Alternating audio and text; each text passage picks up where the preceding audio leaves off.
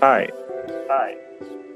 good evening, everybody. So good to be here today. So, if you're excited to be here today, please let us know in the comment section.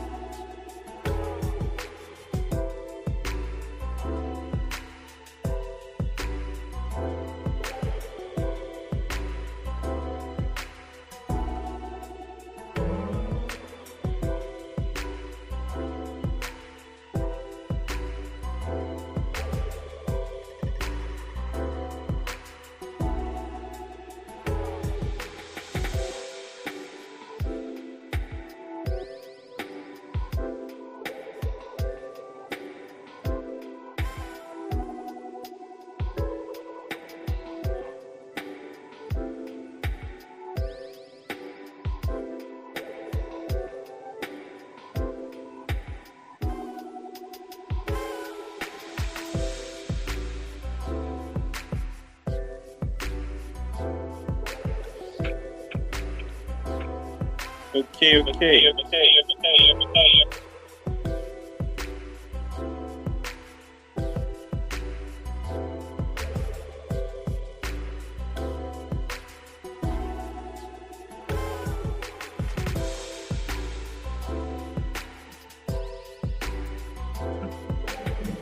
Good evening, everyone. You're welcome to Tech Gen webinar.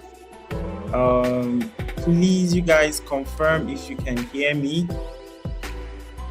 so that I'll be sure you guys can hear me.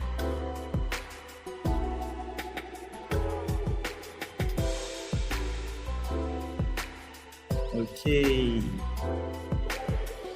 Good evening, everybody. Welcome to Tech Gen webinar. We're so happy to have you guys here because we know that tonight is going to be amazing and you're going to get to learn a whole lot. And we're really super excited about today and also about our speaker because we know that we're going to be learning a whole lot tonight. So I just want us, for those of us that are live already, I just want us to do something very super quick. Yeah. I just want us, if we can, please let's just share the link to our friends, to our contacts, to our WhatsApp status so that we can have more people join in. We know that today is going to be like super impactful, and so we want to be sure that nobody is missing out of the value they're supposed to have from tonight's session. We're supposed to have more people than this, but I believe that they are on their way. So please, if you can, just try as much as possible to share the link to your friends. Let's just take like a minute to do that, right? Just share the link to a friend of yours that you know is trying to break into tech, but they're not so sure what they are doing. Or maybe you put it on your status so that there might be a lot of people in your status that might need this information that will be dropping tonight. And I know that Daniel is going to be dropping it hot. So I want us to, all be a participator in also, gaining from the wealth of experience and knowledge from Mr. Daniel tonight. So please, just a minute, just share the link so we can get started in a bit. Okay, so right now this is 7:13, so we're going to commence once it's 7:15, so we have just 2 minutes to do that. So yeah, I'll be back in 2 minutes time and then we'll kick off tonight's session. Thank you so much, guys, for joining in. So happy to have each and every one of us here tonight in this webinar.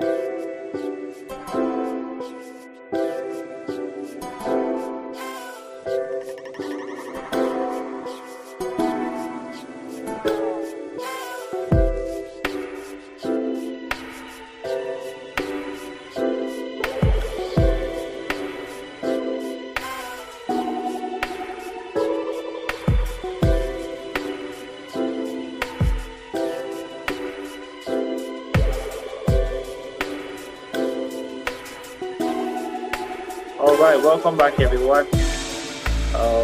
We're going to get.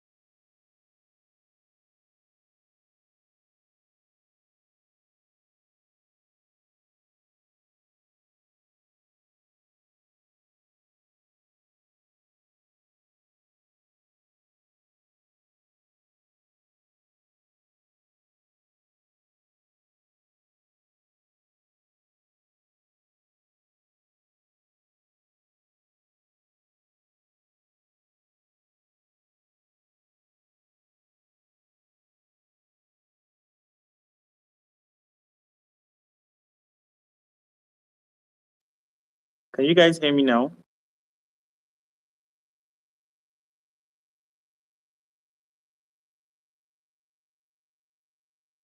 Please confirm if you can hear me now. Okay, great. I think we can all hear me now. Okay, great, great, great. All right. So welcome, guys. Welcome to TechGen webinar.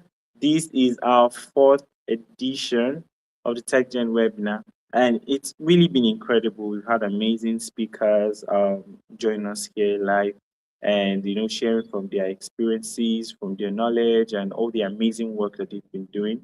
And we're really so um, grateful to God for helping us sustain. And we still have more months to go because we have our webinars every month. And we want to run all through the year 2026. So, yeah, we're really super excited to have you guys here. And we're really grateful that every session has been mind blowing and eye opening. And we've gotten a lot of feedback and testimonials from the participants so far of the amazing value they're getting from each webinar. And so we know, and I know, that tonight is not going to be any different. And I'm really so super pumped up and excited about tonight's session. And I know that each and every one of us are going to gain a lot of value, right, from tonight's session.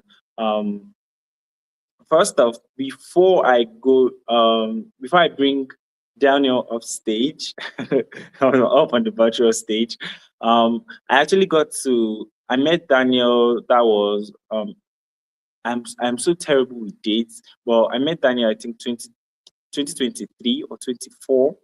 I'm like a bit confused with it. I think he's 24. I met him 2024, and he was actually my boss. He was the one leading our team, and we're working for a company remotely um, that was based in Canada. Yeah, the company was based in Canada at that time.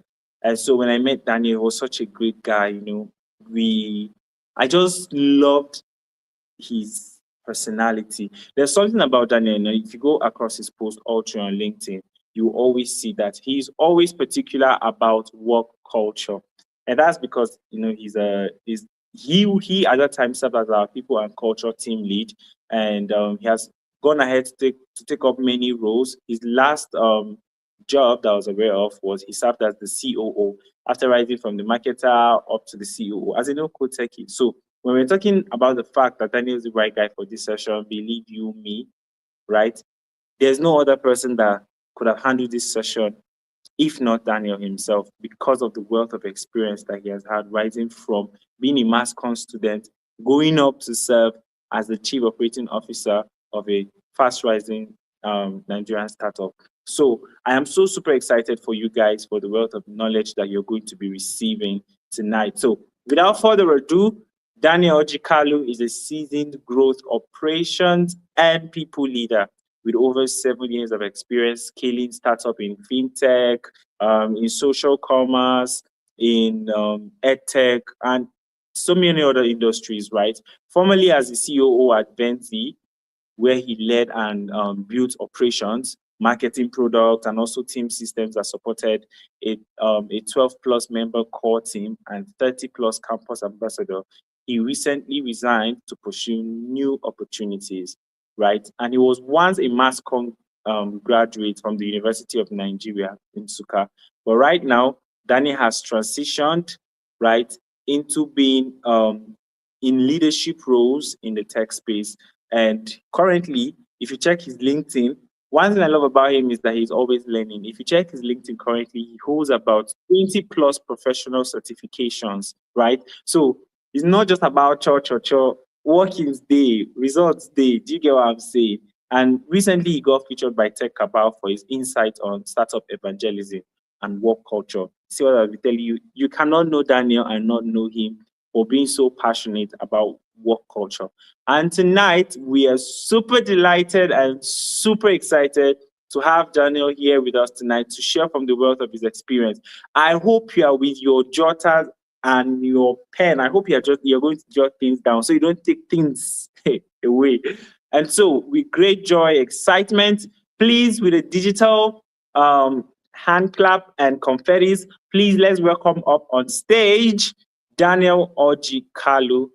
Um, please, Daniel, confirm if you are here with us and Hi, if Josh. we can hear you. Yeah. Please, Josh, can you please hear let me me? see those digital hand claps in the comment section. Hi, Hi, Daniel. Are you Josh. here? Hi, Josh. Can you hear me?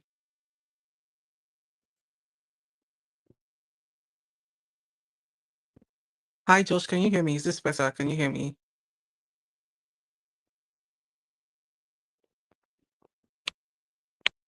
I think Daniel. Okay. Please, can you guys? I can't hear. I don't know.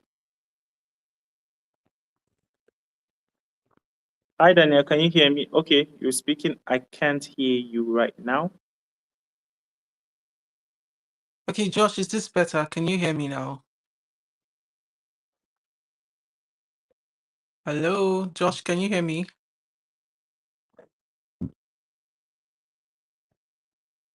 Okay, I think it's not from my end since Jane says she can hear me perfectly.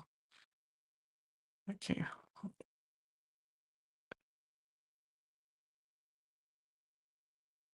All right.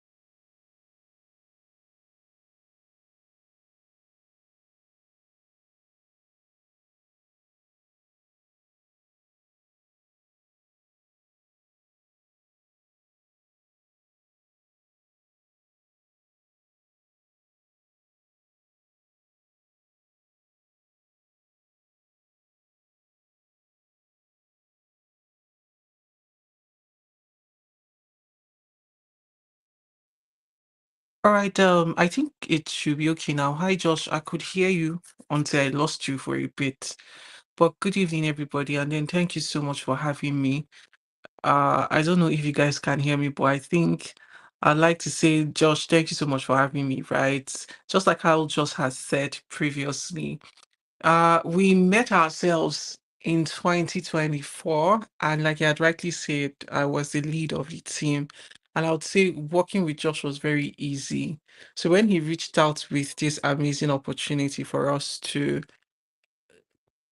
teach or to for me to share, I'll call it like sharing my story, for me to share my story with every single person here, then trust me, it was one of the things that made me overly happy because it's a mixture of being thankful. You know, when he was reading all my portfolio, he was saying this, he was saying that.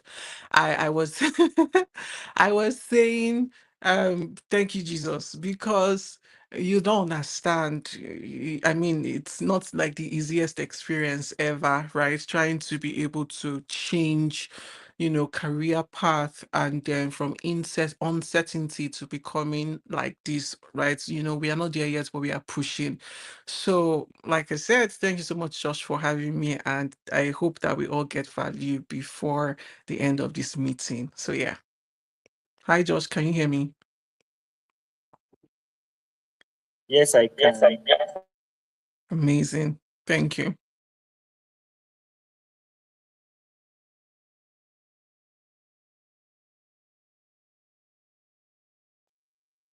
Okay, can you hear me now?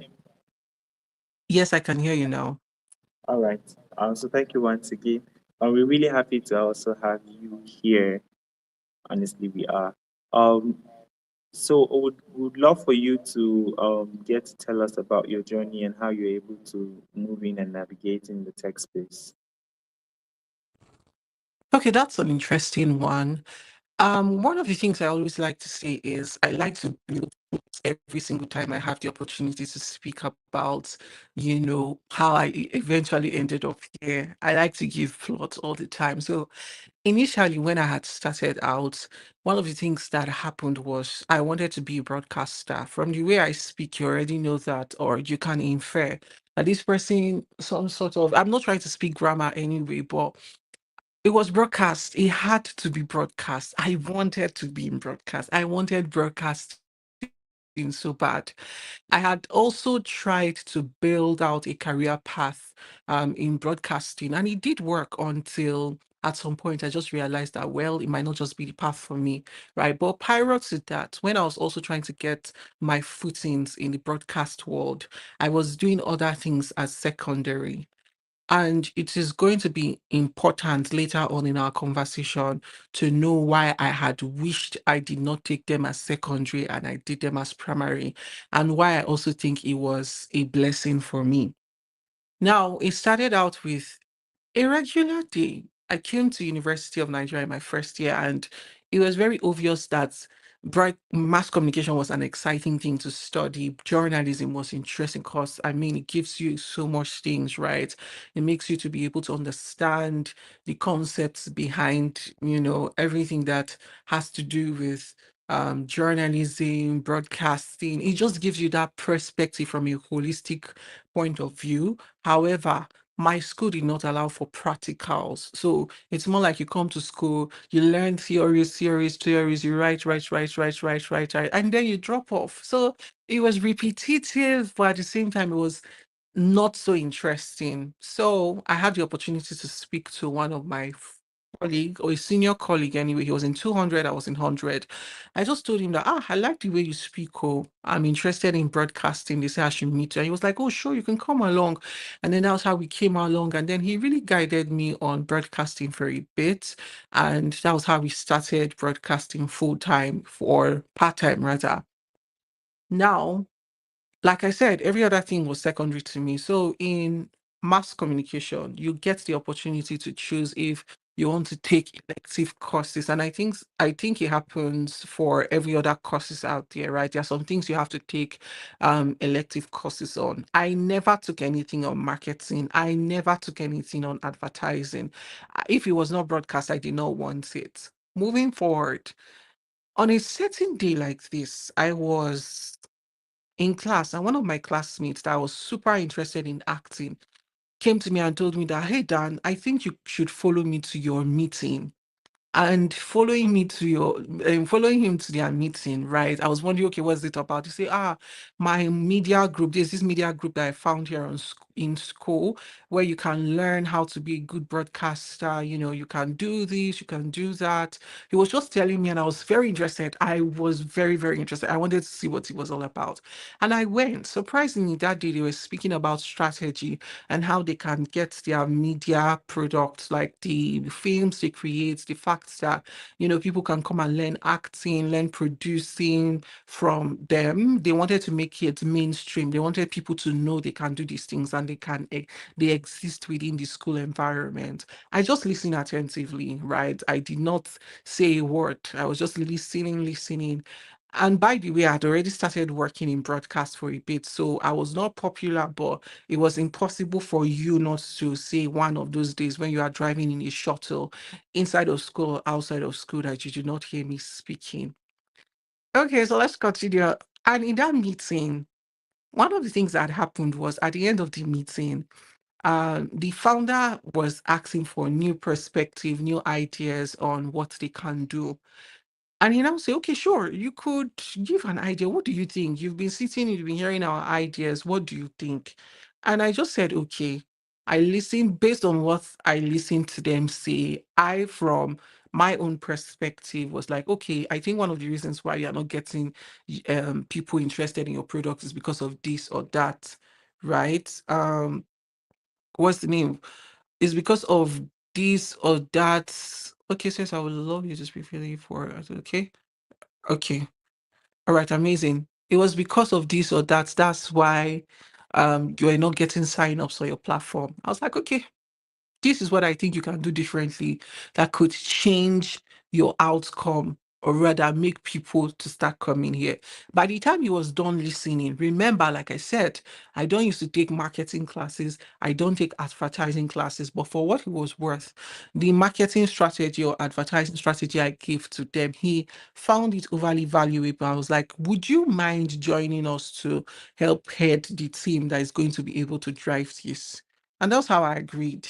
The rest is a history, because it was growth from there. So not like every other person I believe started from the ground, where you have to do marketing executive, you have to do this, do before you now become a head of marketing and advertising.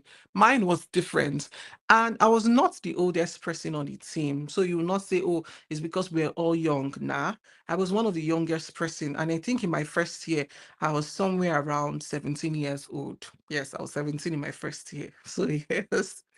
So apparently that was how it got started. I helped them get people to come to the media organization, and it was just growth from that point.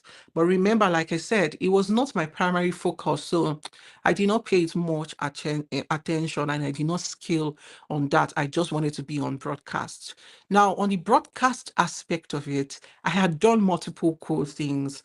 I had had the opportunity to intern at FRCN. I also had the opportunity to work in my school radio station, like I previously mentioned. And later on, I also had the opportunity to work in Cool FM, one of Nigeria's biggest radio stations. And it was such an amazing experience. But these opportunities I've had in broadcast opened my eyes way, way, way, way, way, in a way that I just look back and say, well, I don't really think this thing I'm chasing after, I would definitely enjoy doing it moving forward. This was where I now developed interest. So just after my first year, moving to second year, was when I developed interest for design. So my elder sister had just casually informed me that, oh, she's taking courses on product design, and it's such a cool thing. I was like, okay, that makes a lot of sense. I can hop on it to see what it's all about, because I was trying to look for secondary things I could do if broadcasts did not work. Remember, my idea of marketing was corrupted. So I did not want to do marketing, was the least of my concern. I would do anything else apart from marketing. And that's because coming from northern Nigeria, because I grew up in Kano State, Nigeria, and I think it's a thing of environment, right? You don't understand the expose that comes with, other industries apart from what is in your current environment. So where I grew up in Kano, there's nothing like who is doing tech now. Even if somebody's doing tech, you will not even know. It's usually banking job or markets. There was nothing really innovative in between. So the idea of a marketer that we had was somebody that was working on that sun, trying to look for customers, doing offline activations and the rest. That was the only idea that we had about it. It was like, okay, you know what? I'm not going to do that. In my second year, I started taking courses. I started looking at hunger to look for a secondary path, made me to start taking a lot of courses. I took courses in HR, I took courses in customer service, I took courses in digital marketing. I took courses in email marketing. I was just trying to see where the sun is going to shine or make hay for me if broadcast did not work. And I just kept on doing what I know how to do best. Learning, learning, learning. Let me use the word, I am a sucker for learning. I learn a lot. I enjoy learning. I spend my time learning, whether it's interesting, whether it's not fun. I just wanted me to pick one idea or two, right? Because I would finally later on in life, before I got to this point, realize that every single thing that you learn, regardless of the path you find yourself, is definitely going to shape where you are heading towards. I will learn that later on in life, not in the point or at the point where I was learning all these courses, because I was just learning them, but there was no opportunity for me to really practice a lot of things that I was doing. And that's where I would tilt towards the building a portfolio aspect of it. Now, that said, I did school for 2 years before I had the opportunity, just shortly after um first semester of second year, moving to second semester of second year, a friend of mine that has a cryptocurrency company reached out to me and said, oh, he's looking for a head of communication for his cryptocurrency company, and he thought I was going to be a good fit. Now, I did not know at that point what headhunting is, but now I understand that my friend headhunted me for that role. We were not in the same campus, we don't see every day, but in school, I started hosting red carpets a lot, hosting events a lot where I'll anchor events and the rest. So people just think if you speak so well, you can anchor events, then you can be a head of corporate communication or head of communication. And that's how I got that role. Alongside that role, I was also my mentor, Farm Gabriel Ezengri. He was the one who also helped me into his company to start my email marketing internship position and under the digital marketing team. And I was just learning, I was executing. We worked on a lot of portfolios, sorry, a lot of projects rather. The plot twist is, like I mentioned, I did not document any of these things at that point because it was secondary to me. What was primary was broadcasting. So if you have anything that you know you're interested in that's your primary, I think you should also hold on to other things and pay mind to them. Because one of the things that ruin our lives as young people that are intending to move forward in life is that statement that jack of all trade, master of none. So that would make you a lot of times to want to say, okay, you know what? I don't want to be jack of all trade, master of anything. Let me just pick one and focus on it. And that was what I was doing to broadcast. But what my deliverance looks like was I was still also curious about every other field and trying to also work on it. So still in the same period, as I was head of corporate communication, I was also an email marketing intern. Then a position for a social media team lead came out from NOCF, but NOCF was volunteering. It's an NGO, right? So I picked it. Then it was called Project 26. Now it's called NOCF. That's Nena Audit Charity Foundation. So I picked on it and I was just doing what I know how to do best, right? Trying to do, I mean, social media is close to broadcasting a bit. That was what I was thinking then. I did not know what social media marketing was. I just thought social media was you create content, you design flyer, that's what I was doing right at that point. Remember or recall, I had also mentioned that during the same period was when my elder sister was doing product design classes. So I just took it upon myself to start doing product design. Little did I know that later on in life, picking that product design knowledge or product design idea would eventually come to shape me designing flyers or me designing assets when I eventually become in marketing or when I eventually start working in the marketing team. That internship that I did in email marketing at Pluto's Tech Solutions, right? That was the name of the company at that time. Would later on, as well as the courses that I took in email marketing, would later on in life shape the way I would do email marketing in a way that it would generate a result so much that I would be promoted to team lead in less than 6 days of joining a team. 6 to 7 days of joining a team. That was what happened for me at that point. Because I was, in as much as broadcast was the main thing, I was still taking knowledge and ideas, learning from different fields as much as I could. Okay, so it was quickly third year. So in third year, things became a little bit hectic for me. I started to suffer because I could not manage education. And that time I was doing my relationship work that God finally delivered me from. I was doing education, relationship, and at the same time, I was doing head of marketing, broadcasting. I was learning too much things. So my brain started to fog. I'm a kind of person that I don't really get overwhelmed by so many things happening simultaneously because that's how my brain functions. But one of them suffered, right? It was more like it was a compoundment of the suffering that every other thing that was combining it with was supposed to share. This particular part started to suffer, and it was my academics. My academics, I was not doing so well. And I'm a very smart kid. He was just telling, right? But third term came, I still did what I was doing, and that was where I got my first people and culture role. That's the role that requires me to hire, to write job ads, and so on and so forth. It was in on that role I was able to do them. And I will not fail to mention that most of the roles I've had the opportunity to do, most of them, I do not have any lead or like, any manager that tells you, oh, do it this way or oh, not do it this way. It was strictly just me. It was strictly me doing it. It had to be me. I was the one doing the learning by myself, implementing. But one amazing thing, that is why whoever works with me know that I do it a lot, is I give you chance to fail, to do it and fail, because now failure is not your identity, right? Failure is just that you did not get it right this time around. That's what I like to think. So there were days where I made mistakes, days where I failed at something, a task that was delivered, and managers would be like, okay, or the people that gave me the opportunity will say, okay, how can we rectify? And you start to think, oh, how can I rectify the issue?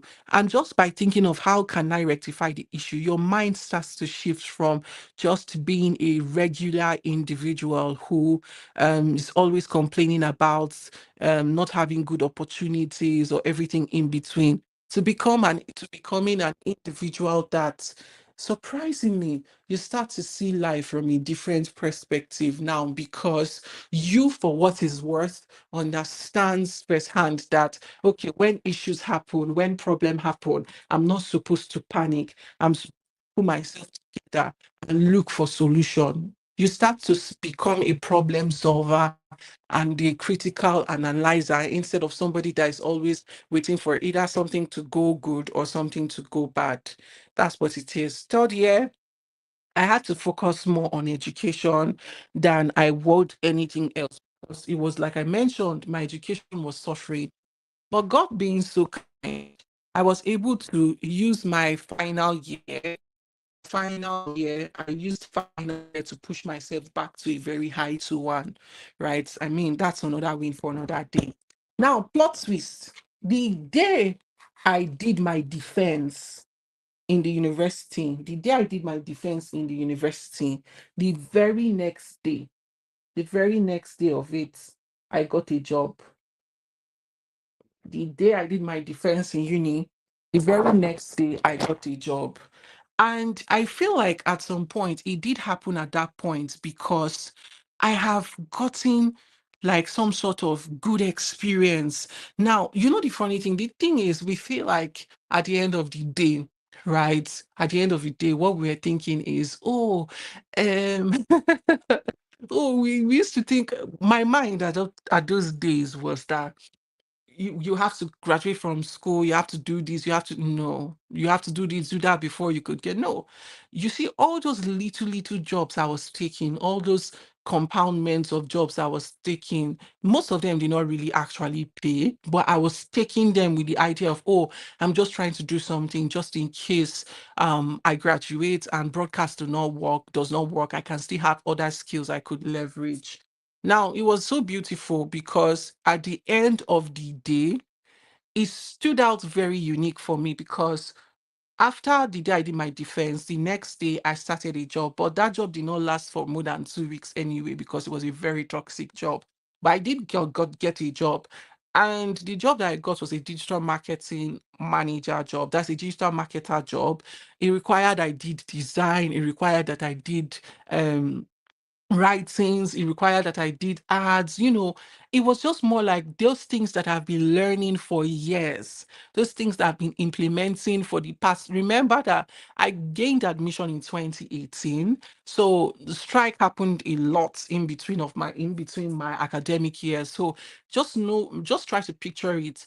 Started as a head of marketing, then took up an intern position, email marketing intern role.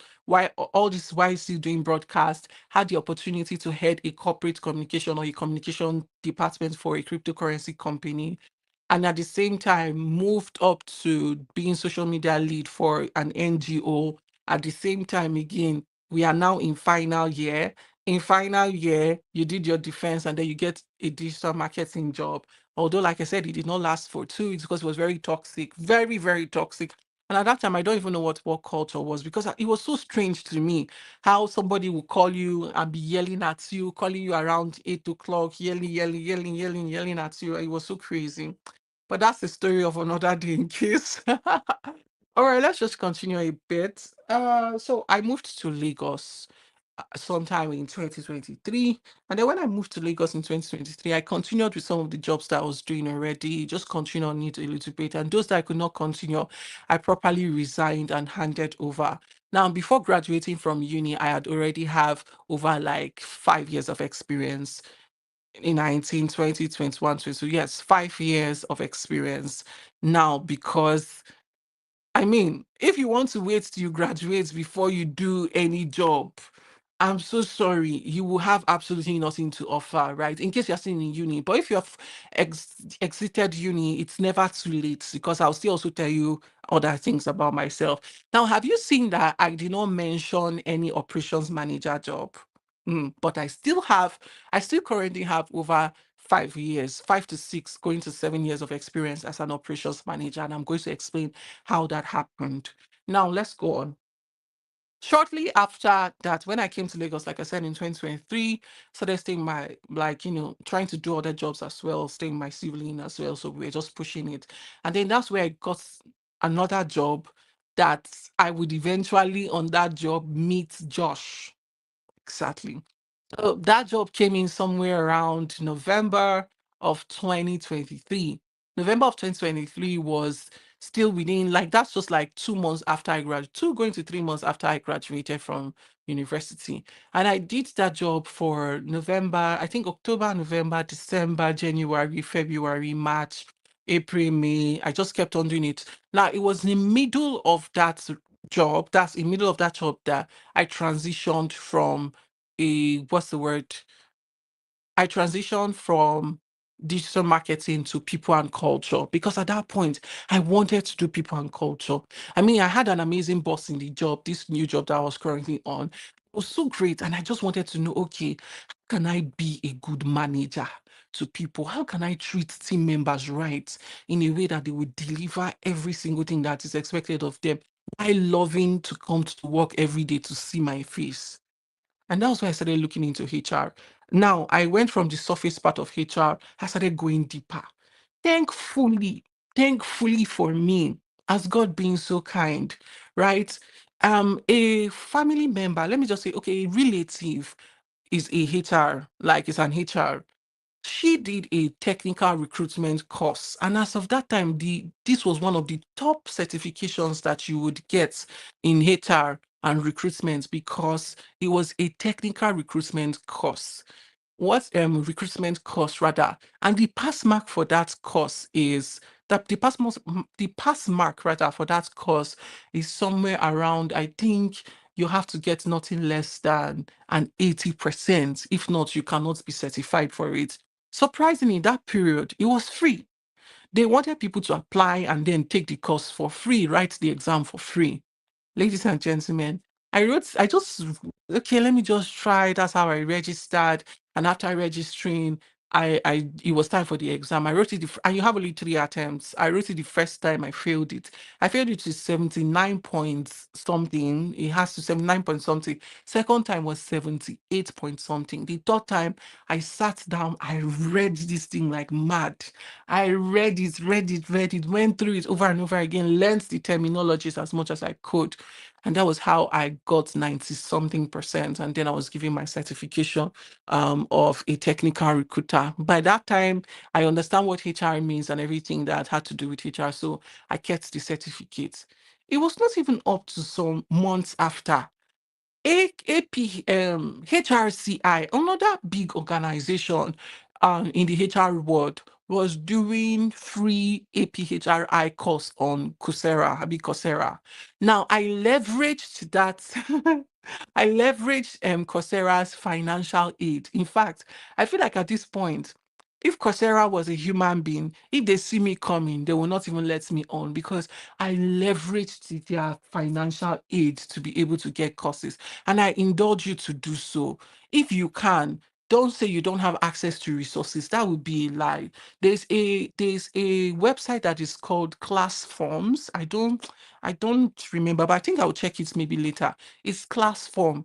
That websites give you access to coupons that you can use to get free Udemy courses, free Coursera, like not free rather, top Udemy courses, top courses on Coursera.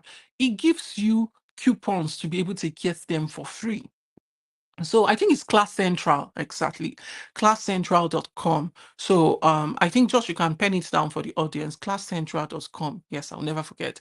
So on classcentral.com, on daily basis, you should be able to see courses on, like you can take any kind, you can see coupons of any kind of course there that you're interested in. And that was some of the things I leveraged. Take a lot of courses also from MTI. They also let you to do that for free, or you can find them on Udemy as well. And I was just in my mind, I was not doing anything serious. I was just building portfolio one after the other. I mean, I was not stressing myself. That was how I wrote AHRCI and became an associate human resource personnel. Now, that was not enough. Shortly after, CHRM started doing their integrating talent back into the workforce course. And as God may have it, I also saw it. Immediately, I also saw the application. Guess what I did? I also applied for it and I was brought into the course. And basically, the course teaches you how to reintegrate people back into the workforce. What that looks like in simple English, so that you don't confuse yourself, is if somebody has been arrested or in prison for a long period of time, you should be able to help them to get a job, like interview them for jobs and make sure that they settle in without anybody pulling any kind of record against them. That was a very important course that would eventually shape my career moving forward. While I was still doing, I was taking all these courses, in my leisure time, just before NYSC, just trying to take these courses. Some days I don't watch films a lot. I prefer to read a book than to see a movie, right? But please don't be like me, because movies would also shape the way you perceive life and you can use it eventually as you go on in life. So back to the cocoa. So while I was still doing my job at LWB, a friend of mine that is a HR reached out to me and had hunted me for an email marketer job, digital marketer rather. But then when I joined the team, we were a lot, like we were plenty digital marketers. That means they wanted to hire an entire marketing team. So they hired like 5 digital marketers. There was social media managers already. It was like a full marketing department. Like what you think a full marketing department would be, that's how it was. Now, immediately we came in, they assigned email to me. They said, okay, let me handle email. Let another person handle paid ads. Let another person handle SEO. So that's how they shared everything. I sent the first email I did for the organization, design, because email marketing requires a lot of designs, right? And then when you design all those things, it would give you the opportunity for you to like have like beautiful designs in your email. Remember, my design knowledge from product design is still what I'm using to function, right? I also missed out on telling you that in the course of my doing my job, I got freelancing gig for a hotel that was running their social media for, that was paying me 50, no, I think it was 50,000 naira every month while I was in school. I not live broke life in school. All right, so let's just continue, right? So I now said, okay, you know what? Let's send out this email. And immediately I sent the email. Now that company has been existing for close to 3 years plus. They are also US registered, right? They have never gotten up to 60%. In fact, their CTAs are usually like 4, 1, 2%. I said this got up to like 60%. It was that high because every single person it was sent to opened the email. And myself, I did not know if I did anything serious. I just know that wrote an email, put a headline that could make somebody to click it, and poop, that was how it opened for me. It was, I think, I just came to Teams that day, Microsoft Teams that day, and I saw everybody was saying, congratulations, oh, nice. Me, I was thinking what the issue was because I had no idea what had happened. I mean, I just sent a regular email. That was when I got, congratulations, your email is this, your email is that. Everybody was just saying it was nice, it was pretty, and all. Pam, pam, pam, pam, pam. Before Sunday of the same week, I was promoted to email marketing lead. I did email marketing lead for 1 month or two, but because of my depth knowledge, whenever we do meetings, I think my CMO at that time realized that, oh, I was very knowledgeable beyond, beyond email. I could give ideas on social media. I could give ideas on how content should go about, like, just looking out for everybody without micromanaging everybody or without being in anybody's space. It was not up to a month I was made the marketing manager. Now, as a marketing manager, I had plenty people reporting to me. Nigerians, non-Nigerians. I remember my team had Ethiopians, Rwandans, Kenyan, Ghana. It also had USA. Finally had India. I'll never forget my Indian team member. It was so funny. But yes, we also had him on our team, and that was how I grew. So I did that job for a while, and while I was still on that job, something else came up. A chief of marketing position came up for Vendy's Technology, and that was how I eventually became the chief of marketing for Vendy's Technology and had to let my role at the other company to go. So, like I said, I handled other gigs in between, so it was not a problem for me. Now, as the chief of marketing, I built the entire framework of Vendy's from ground upwards. And it was very obvious that, oh, marketing might limit me because now I know I hired everybody, almost everybody on the team. I hired myself, and these team members were good. I was building the culture alongside, and then that was how I was made the chief of operations. And as the chief of operations, you are like second in command, obviously. So what it means is that you are in charge of everything. Everybody reports to you, you give advice, you work with everybody. And it was one of the best experience working that I've ever had thus far. So why I've shared all these things to you is in the course of my career journey, I had the opportunity to consult for different type of companies in data tech. I was operations manager or operations consultant for them. In SaaS, that software as a service, I was a consultant for them. I was a consultant for multiple companies in the space of 1 year. And how did I achieve that? Shortly after graduating, let's go back a bit. I sat down on my bed one day and I told myself that broadcast is not going to be it, because I've been in the industry of broadcast and I realized that the only thing they had well was people were popular, but some of them were living very poor, terrible lives, in the sense that sometimes their salary might not be enough to do the basic things that they need. But yes, they are very popular online. And it's their popularity that gives them money, because if people don't reach out to you to help them run ads, it simply means that you would not eventually get any ads from anybody. So that's what it looked like. So I just told myself one day that, you know what, I am not going to do this anymore. I am not going to be the person who would have to suffer this way. How about I know how to speak right? I know how to write. There should be a place for me in the tech industry. That's what I told myself on the bed. There should be a place for me in the tech industry. When people came to tell us about the tech industry, the only thing that came to our mind at that time is tech industry means you should know how to code or not code. And I'm not going to lie to you. At some point, I did even try to take courses on coding. It's just that it was too complex for me and I hate maths, so I ran away. So in case you don't have any knowledge in maths, know that you are not alone, because I also ran away because it was looking overwhelming for me. But that said, I just tried as much as I could to make sure the ones that I was doing them well. As a marketing manager, You are in charge of setting workflow. You are in charge of breaking down tasks for marketing team. You are in charge of doing reporting. You are in charge of, speaking about the team progress or talking about the product in places that matter, right? This was some of the things that I used when I was transitioning into operations, because this was things I was doing, and that is what operations management or really requires, right? You being able to make things run. Now, in marketing too, as well, if you do email marketing, you know there's what we call automation. Automation is basically when somebody do this, this should happen, or when somebody do that, this should happen.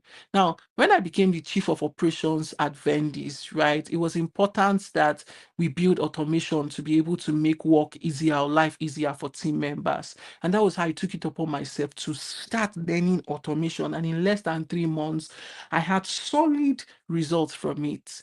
Like I said, I sat down in my bed sometime after graduating and told myself that no, broadcast was not the thing. So what I did was that I sat down again, take a book and a pen, and started writing all the jobs that I had done in the past and what I had learned from it and the kind of results that I have driven for them.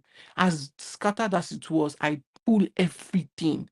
The only difference was that the first job that I did, which was head of marketing for the media organization, I did not take pictures. I did not like do anything with myself. It was just delegating tasks and people were doing. This time around, I picked the ones I could reach, screenshots of results, screenshots of things that I was doing. In fact, if something was A before and I touched it, it became B, I've taken screenshot of it. This now served the very basis of my portfolio. At that time, I was thinking portfolio had to do with results from past companies. I did not know that portfolio could also be a project that you worked on by yourself and for yourself, as long as it solve real-time problem and it also have results. For example, I had a business in school for booking flights for team like school mates that wanted to travel, because flights then was quite affordable and a lot of people were traveling. So I used my own personal account to run ads, and these ads converted. I took a screenshot of it and also kept. So it does not really require that you have to work for a company before you build your portfolio. In all these things, I now also discovered that I had joined the tech industry long before I realized I was in the tech industry. It's just that the idea or the name tech made me think it had to be complex or it had to be. No, I joined it right from second year. The day that I left, the day that I accepted to be a email marketing intern for that SaaS company, a SaaS company, software, IT and SaaS company rather, a software assist, they build custom software for businesses, right? Or they also build websites for businesses. From the day I joined them as an email marketer, that's the day I joined tech. So tech is not something complex, it's just an industry that is not media, that is not NGO, that is not agriculture. It's just like tech, it is not tech as in mass, it is tech, it's tech as in technology, right? Using technology to work. So any industry that relies on technology to be able to function effectively is considered a tech industry. So long before I even knew what I was or the industry I was in, I was already in the tech industry. So that's exactly what had happened to me as of that point.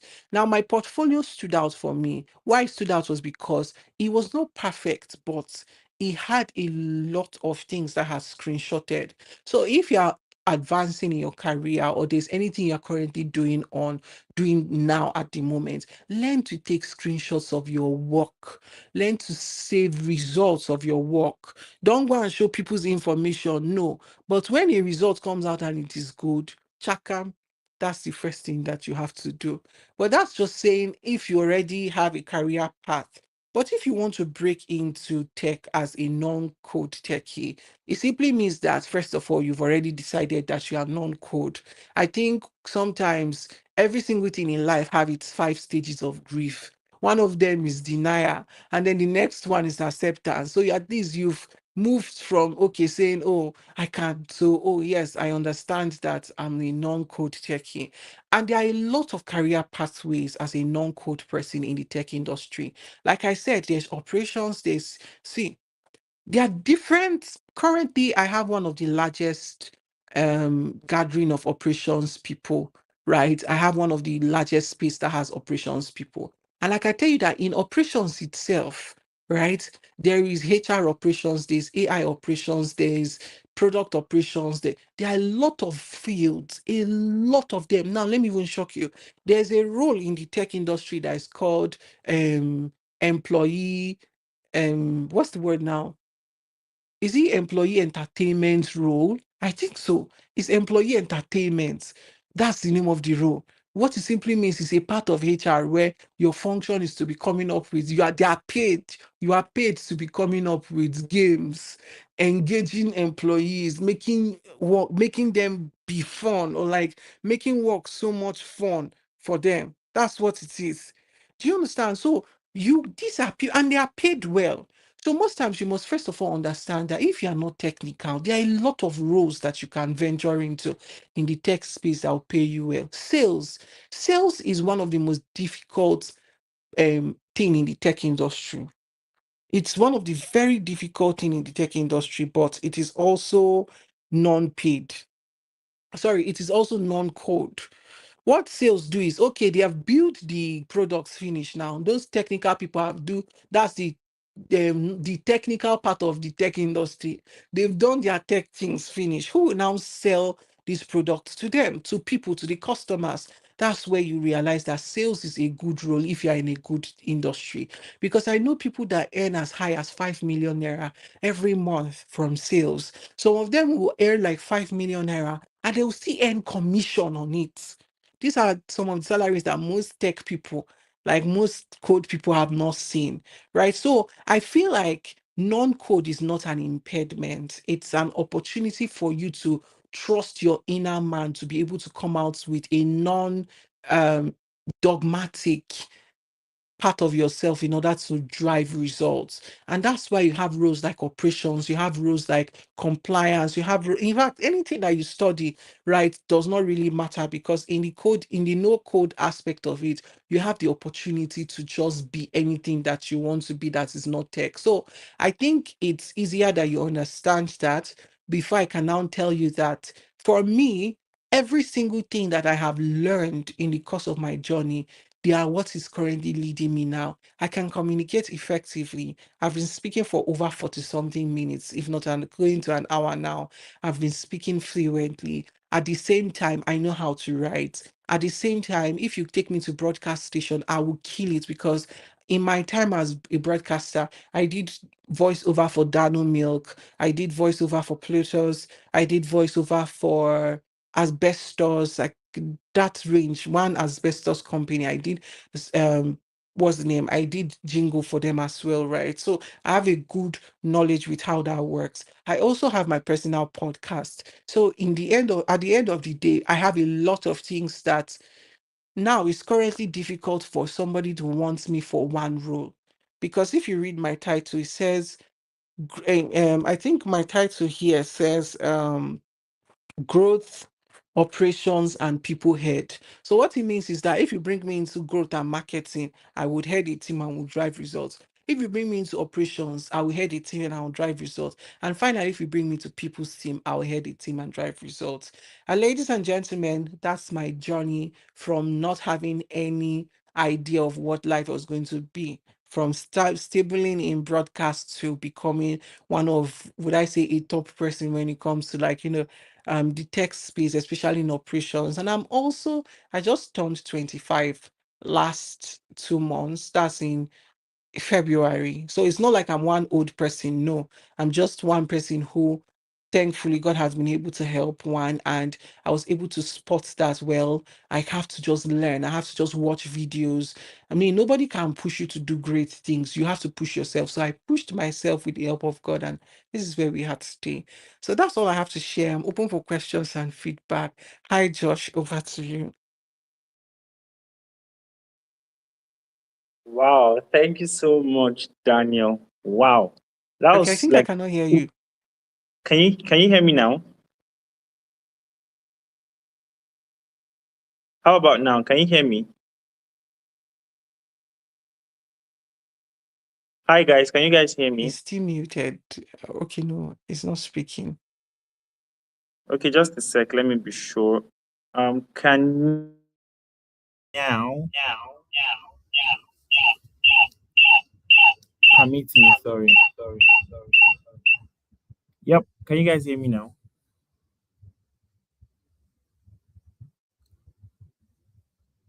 Hi Daniel, can you hear me? Please, can anyone confirm if they can hear me?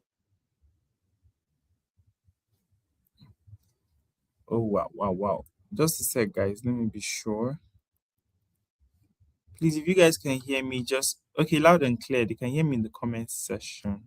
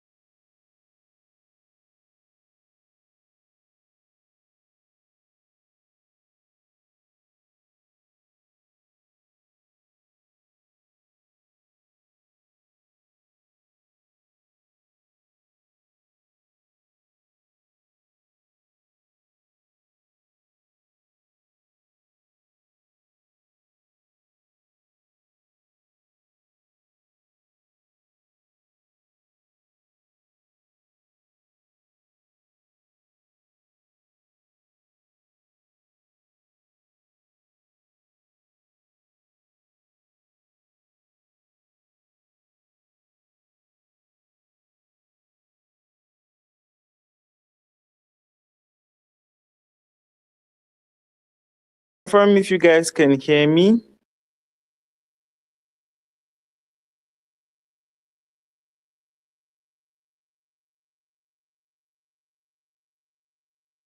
Hi guys, can you guys hear me?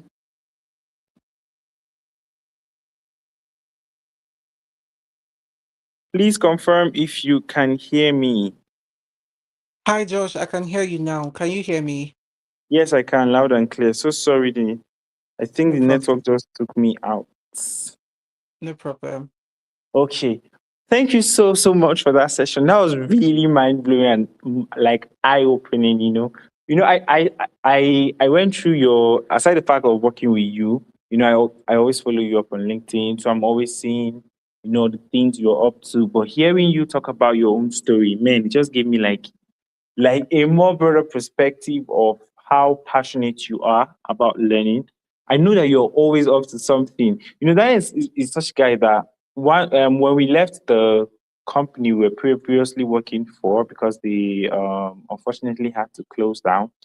I kept on following him online. So I was seeing that before Daniel was in this role, before Daniel moved from this. I was like, hey God, what am I doing? Am I playing with my life?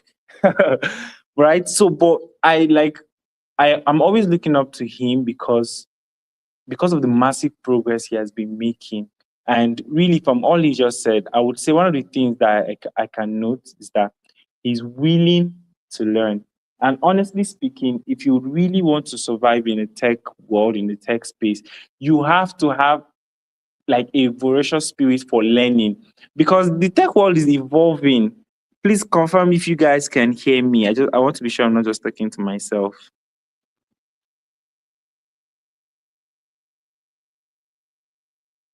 Daniel, can you hear me? Please, can you guys just let me know in the comment section if you guys can hear me, so that I'm Ye- sure I'm not just talking to Yes, I myself. can hear you. I can hear you, Okay, Josh. okay. Thank you. So, as I was saying, the tech world is evolving like every day. Before today, cloud will release a new update by tomorrow. OpenAI, they're releasing another update. Before you know, what once worked is no longer working. You have to learn something new and something else. So, honestly speaking, if you really want to break out in the tech space, right, take examples or take lessons from Daniel. He's always improving. You must always learn to improve. You must always learn to research. You must always learn to find out what is new in my industry. And honestly speaking, you see those little things that you just know is going to set you ahead of everybody. And when everybody realizes that you are always one step ahead, like you know something they don't know, like you know a tool, you know how to use it before they know how to use it. Because the truth is, there are a lot of tools now that make what used to be technical before just simple prompts. Like for example, now we have vibe coding. Before you dare not call coding vibe. It wasn't a vibe before, but right now it's a vibe because you can just sit there in front of your camera and just gist, and you have a fully fledged app, right? Even though there might be some bugs and security issues, but things have changed, right? It has changed. So really, if you really want to try in the tech space, you really need to learn to adapt quickly, to evolve quickly. That simple act only will set you ahead of a lot of people. So yes, I know you guys have questions for Daniel. I also have a question for him, but I want you guys to please drop your questions in the comment section so we can ask him before we leave here, because I know if he leaves here today, some of you might not be able to ask him the questions you want to ask. And also, he's on LinkedIn. His name on LinkedIn is Daniel Ojikalu, right? So you can just check him out on LinkedIn and make sure you drop a connect request. I believe Dan is going to connect to you guys because he's such a very great guy. He's such a very cool guy. You cannot know Dan and not enjoy working with him. Okay. So my question is this: that my question for you is, for students, for fresh graduates, or career switchers right now, right? A lot of people want to move into tech. A lot of people want to transition either from the jobs they have right now, because a lot of people are realizing that, okay, tech is not just the future, tech is what's happening right now. And so a lot of people want to switch, but honestly, they don't really know how to go about it. So, based on your story also that you've shared, I know you've shed so much light on how you were able to transition, but all of us, our stories are not all the same. How we move in life are not all the same. But one thing that can be constant is the principles, right, behind it. So I would want to ask, what's the most realistic, should I say, 3 to 6 month roadmap for someone to, land their first no code role or opportunity? Like based Okay. like based on your wealth of experience, what would you say is the most realistic 3 to 6 month road plan or roadmap rather for someone to land their no code tech role or freelance opportunity? Amazing. So I'm going to answer this question with this. I'll use myself. I'm somebody that changes role changes role or career path every single time, right? So you cannot box me up into one role or one career path. But I'm going to tell you, if I was to go back and then try to join the tech industry again from scratch, I'm going to definitely do it smarter. And the smarter way I'm going to do it is, number one, I'll first of all make my research. What industries? My first research is why. Why do I want to leave my industry to enter into the tech industry? Because oil and gas is not tech. Oil and gas industry is not the tech industry, and oil and gas is still one of the industries that still pays very, very high. Agriculture also do the same thing. It's just that it's starting to tilt towards technical, and if you have that knowledge, that works for you. But the question is why. When I'm being able to answer my why, the next thing I want to do is to start making my research on what career path, or would I say what career path do I want to take. And if you want to do like myself, I would not advise you to chase one thing. I would say you should look for something that is not too far from what you are currently doing outside of the tech industry. And that could be, or that could mean, maybe you are admin somewhere, or, you have not even entered at all, right? I would say you should look, okay, you're looking for what is closest to you in terms of your career or in terms of like your education. So look for what role is closest to that. So if you are I mean, for you to be no code, obviously most art students are the ones that are no code, or let's not even reach that end. If you have certain skills inborn in you, you might try to start to merge them to see where they actually serve as soft skills for in a particular no code role in tech. So what that looks like is, I know if your soft skills is you know how to organize things, you know how to speak fluently and all you can do is you can use ChatGPT to say, oh, I know how to speak well, I know how to do what roles in the tech industry that are no code would you recommend for me? And ChatGPT or Claude will be able to pick from the data it has as regards a lot of no code roles and their requirements, soft skills, and the rest, and say, okay, with all these things that you mentioned, you'll be good here, you'll be good there. That could work. That could be your first approach. Then the next thing you want to do is you want to start taking courses on this thing. That's why I mentioned Class Central for you. You go to Class Central, you start getting foundational knowledge of all these things. Build the foundations first. Watch YouTube videos. Watch as much YouTube videos as you can. Watch YouTube videos. Let nobody gaslight you. Watch YouTube videos. And if the no code career path you want to go for is a path that requires you have some sort of evidence of work, start creating them, right? You can say, okay, you want to go to a marketing route. A lot of people that have gotten into marketing in the tech industry came in through two ways. The first one is they came in through cold DMs, reaching out to people, but then you still have to have like a portfolio, or it could be a Google Drive that you have, like, you've created content, you've created flyers that you've designed in the past, or like you are designing, you've created some articles that you've written before. You just keep them there, right? These are the things that you can start doing now. Then, as regards getting your first role, I will advise you as much as you can volunteer. Now, this was my secret.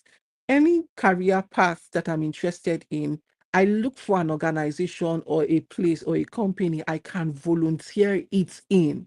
Make the mistakes I need to, at least for the first 1 month or 2 months. Understand the rudiments behind it before I apply for a main job.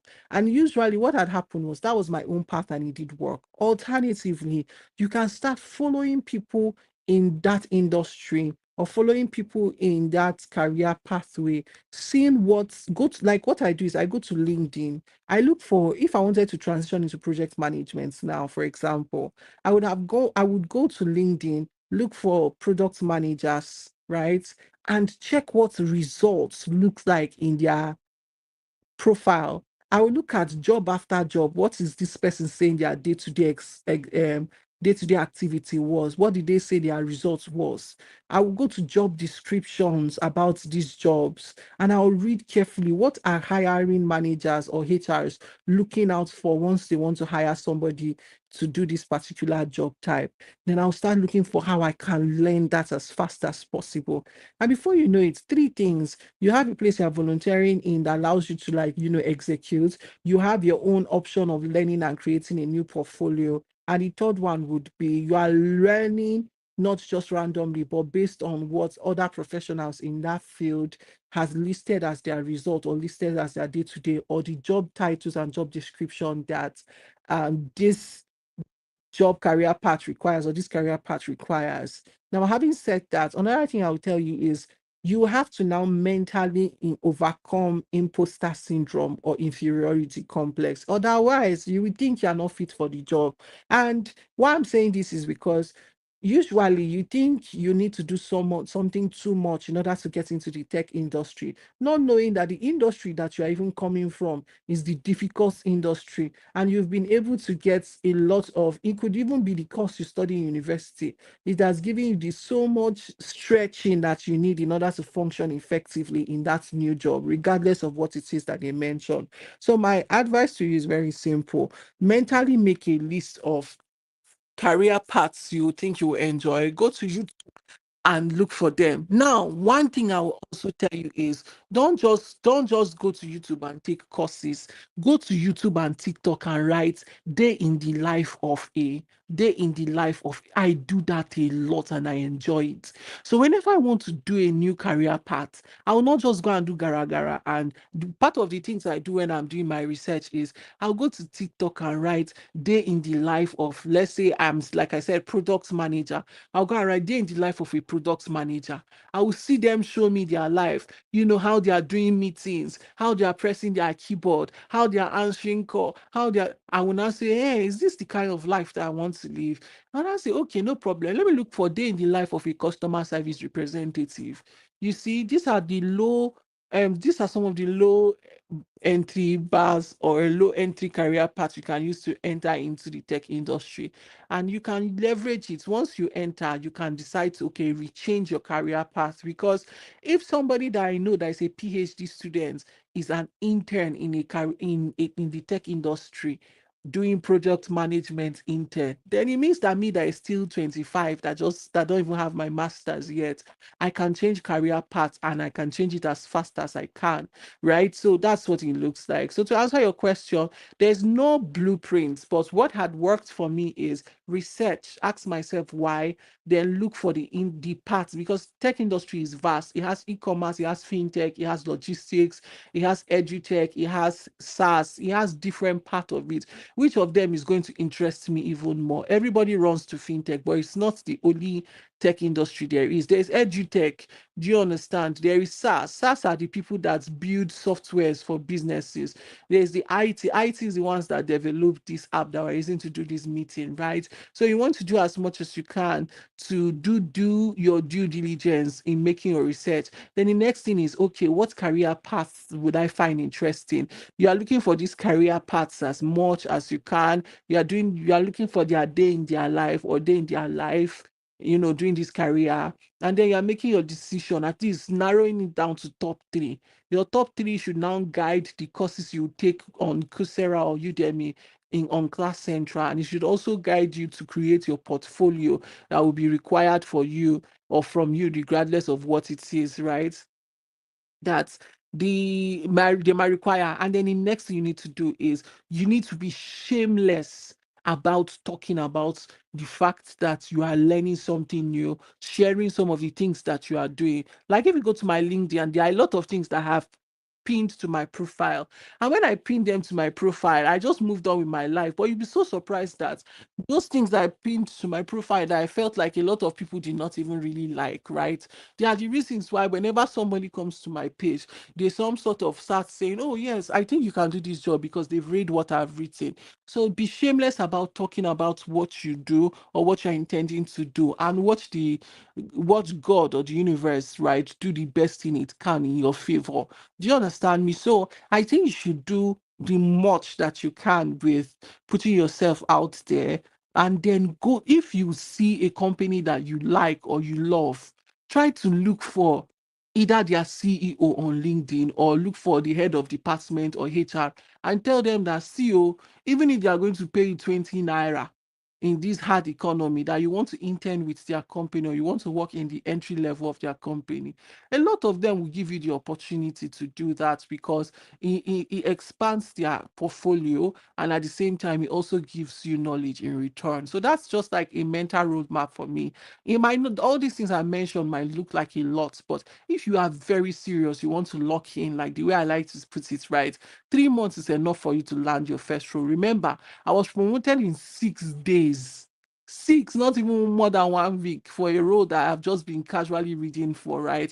It means that you can also be able to land a very high paying job in that same time frame too. So that's all I have. I hope that answers your question, Josh. Wow, thank you so much, Dan. That really does, honestly. Thank you so much for that clarity. And I believe a lot of us here are going to um use it. And also, Hi, truly, Josh. Can you hear anytime, me? yes, I can hear you.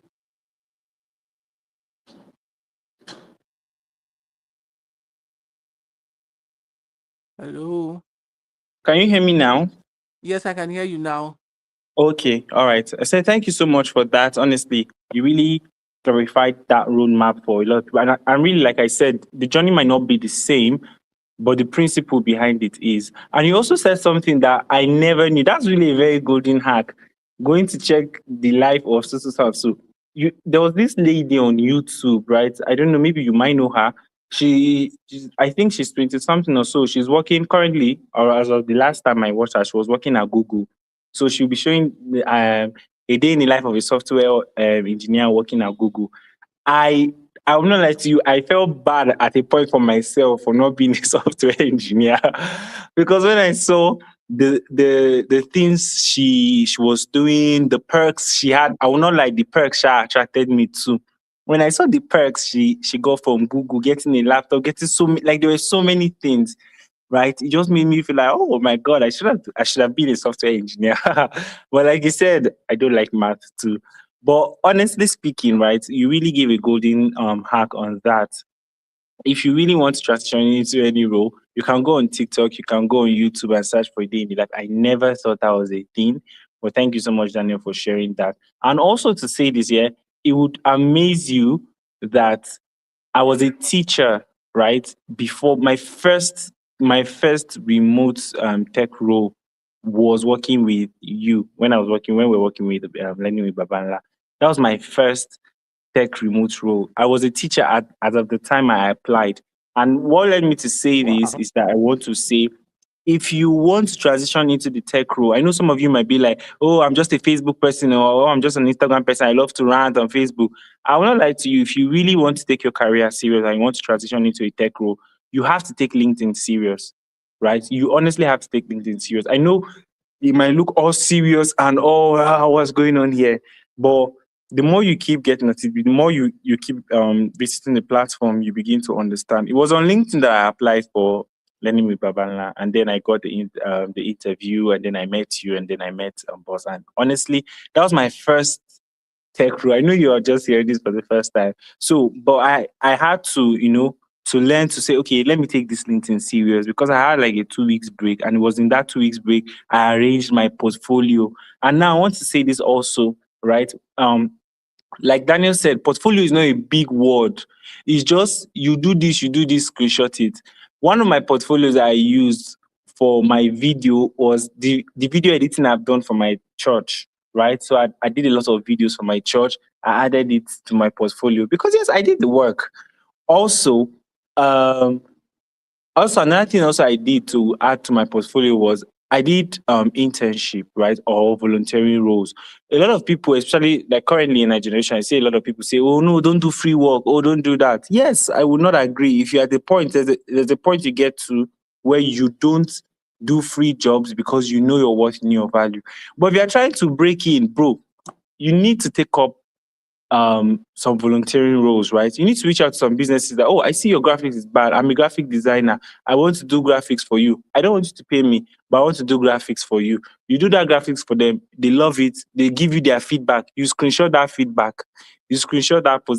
That's a portfolio already that you are building, right? So because the truth is, it's only in Nigeria currently today, and that's a sad reality that they are looking for their um should I say, entry level jobs. Just maybe they might need 1 year experience, and you still see some people asking you for your portfolio where they know that is they don't need experience, but they'll still ask you for it.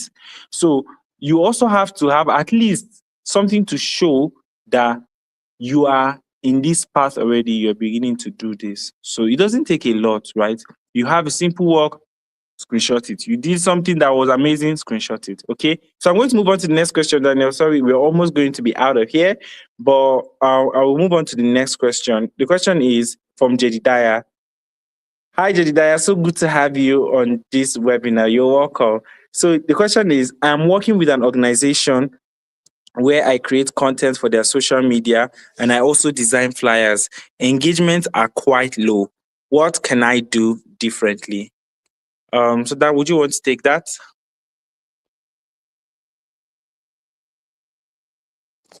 Hi, Dan, are you there? Sorry, I'm so sorry. I've been speaking. Can you hear me? Okay, yeah, I can hear you now.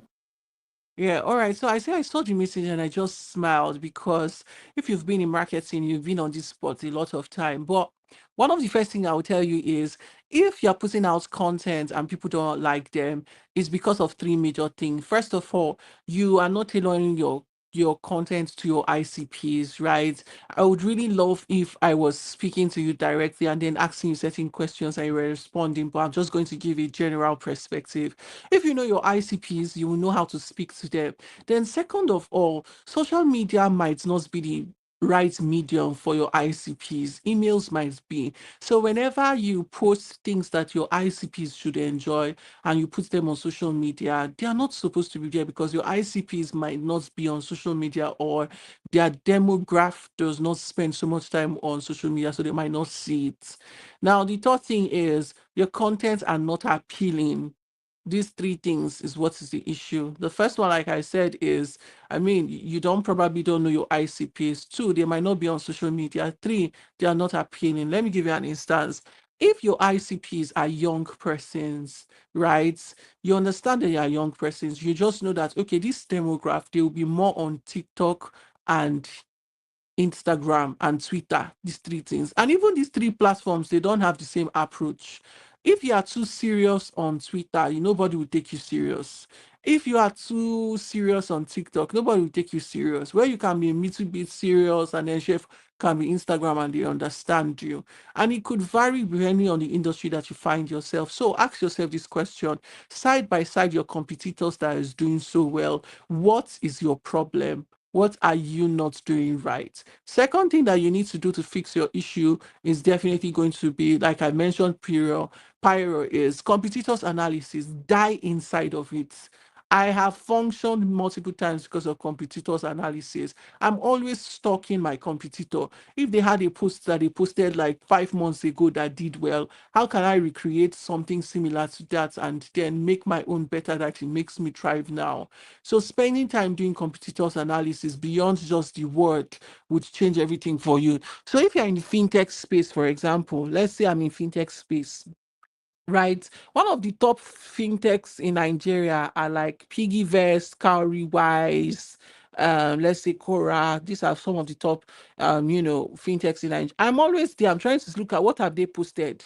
What is the flyer that they've designed? How does it look like? And I noticed something. I noticed that Cowrywise fly designs are one of the designs that really convert a lot because they some sort of use abstract images. So if you are a graphic designer, how are you improving your design so much that somebody will stop to really look at it, right? If you are creating content or you're editing content, how are you doing it in a way where somebody will stop and say, oh wow, I want to really see this, or I really love this. So these are some of the things I feel like you may want to do, and it will change your perspective. And then go back to ICPs. Your ICPs, that's your ideal customer profile. Who are my customers?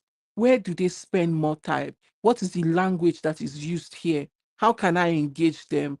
Also, are your contents created in a way where it really lets people to engage on them, or are you one serious person? Another thing that I noticed that is currently trending now is employee integrated content. So if your contents are usually flyers, or videos about what you guys sell or so, you're not going to get results from it, right? But integrating employees into your content, some sort of shift perspective to as well.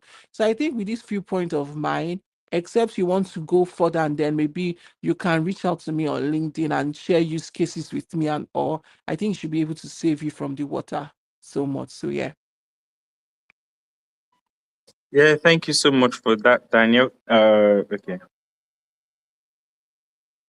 Can you guys hear me?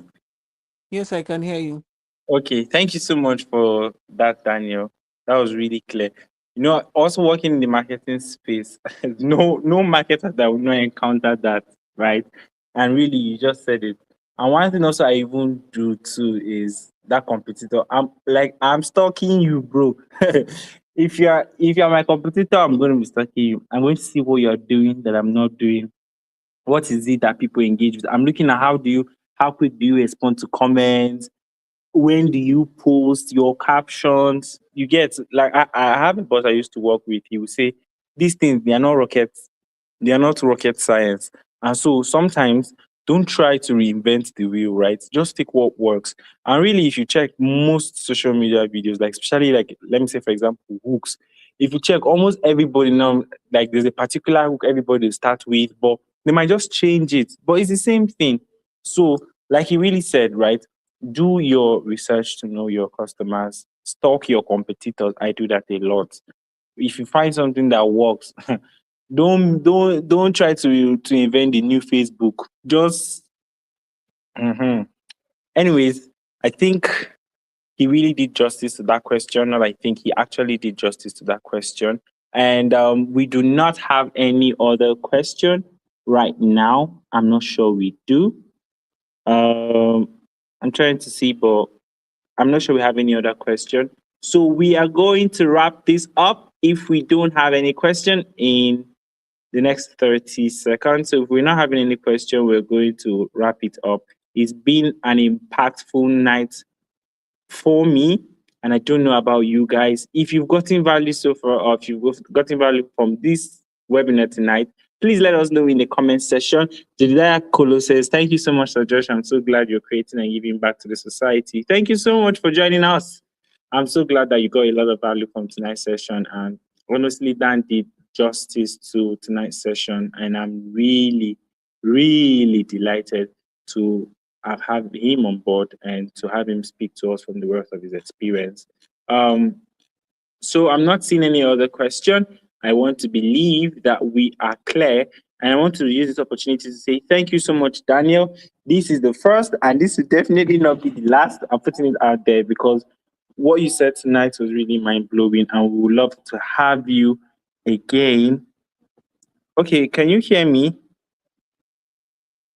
I've been speaking. I don't know if Daniel said he couldn't hear me. How about now, Daniel? Can you hear me? Oh, okay, great, great, great. Okay, so I'm putting it out there. Let me say it again, Dan. We're so grateful to have you here today. This is the first time, but this will not be the last because we want to have you also some other time to come speak to us also. And we believe that we're going to have a more larger audience. And really, thank you so much for not holding back. Thank you so much for sharing with us the things you shared with us, the sites, the hacks. We're really grateful for it. And I believe that next time when we're going to have you, you're going to see the results of the value that you've shared with us manifest and also multiply in every area of our career. So I want to say a very big thank you. Thank you, thank you, thank you, thank you, thank you. I can't say thank you enough, so I just have to say thank you again. Thank you for joining us and thank you for doing this with us. And yeah, thank you to each and every one of us that turned up for tonight's session. I know it was impactful, and I hope that next time you come along with someone also, as it's going to be impactful. This is the fourth session for the year. We're going to be having another webinar next month, and you do not want to miss next month's webinar. We're going to be talking on vibe coding. Wait, I let me not spill. Sha just have that at the back of your mind, right? And so it's going to be amazing and as impactful as tonight was. So thank you so much, guys, for tuning in. Please ensure that by all means you lock in with the value that you receive, right? Lock in, lock in, lock in, lock in, lock in. Go there, search on YouTube, learn as much as you can. Make sure that you put to good use everything that you've learned here today. And yeah, it will give us so much joy to see that replicate. So thank you so much, guys, for joining us tonight. It's gonna be a wrap, and we're wrapping things up. So let's wrap it up. Yes, I've wrapped it up. Thank you so much, guys, for coming. Good night. Have a lovely night rest.